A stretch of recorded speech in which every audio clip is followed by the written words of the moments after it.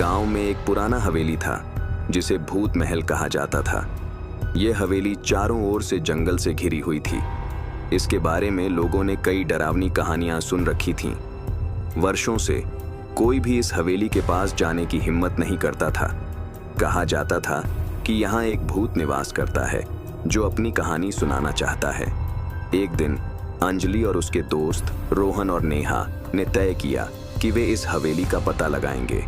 उन्हें यह भूत की कहानियां सिर्फ कहानियां नहीं बल्कि एक रहस्य लगी। तीनों ने रात के अंधेरे में हवेली की ओर कदम बढ़ाया। जैसे ही उन्होंने हवेली का दरवाजा खोला, एक ठंडी हवा उनके चेहरे पर आई, मानो हवेली उन्हें बुला रही हो। हवेली अंदर से काफी पुरानी थी। दीवारों का रंग उड़ा हुआ था और छत पर मकड़ियों का जाल था। उन्होंने एक पुरानी डायरी पाई जो हवेली के मालिक की थी। उस डायरी में लिखा था कि मालिक ने अपनी पत्नी को खो दिया था और उसने उसकी आत्मा को शांति देने की कोशिश की, लेकिन वह कभी सफल नहीं हुआ। उसने भूत बनकर इसी हवेली में रहने का फैसला किया। जैसे ही तीनों ने डायरी पढ़ना शुरू किया, उन्हें महसूस हुआ कि कोई उन्हें देख रहा है। रोहन ने कहा, यह सब सिर्फ कहानियां हैं, हमें डरना नहीं चाहिए। लेकिन नेहा ने उन्हें समझाया कि यहाँ कुछ अजीब हो रहा है। तभी एक चिराग अपने आप जल गया और उन्होंने देखा कि एक धुंधली शक्ल उनके सामने खड़ी है। अंजलि की आंखें खुली की खुली रह गईं। उसने देखा यह उसी पत्नी की आत्मा थी जो अपने पति को खोज रही थी। रात का अंधेरा और भी गहरा होता गया। उन्होंने देखा कि वह आत्मा कभी कभी उनके आसपास घूमती थी। अंजलि को समझ आ गया कि इस भूत का एक मकसद है, उसकी पत्नी की आत्मा को शांति देना। तीनों ने मिलकर सोचा कि अगर उन्होंने इस भूत की मदद की तो शायद यह उन्हें छोड़ देगा। तीनों ने मिलकर एक यज्ञ करने का फैसला किया जिससे शायद भूत की आत्मा को शांति मिल सके।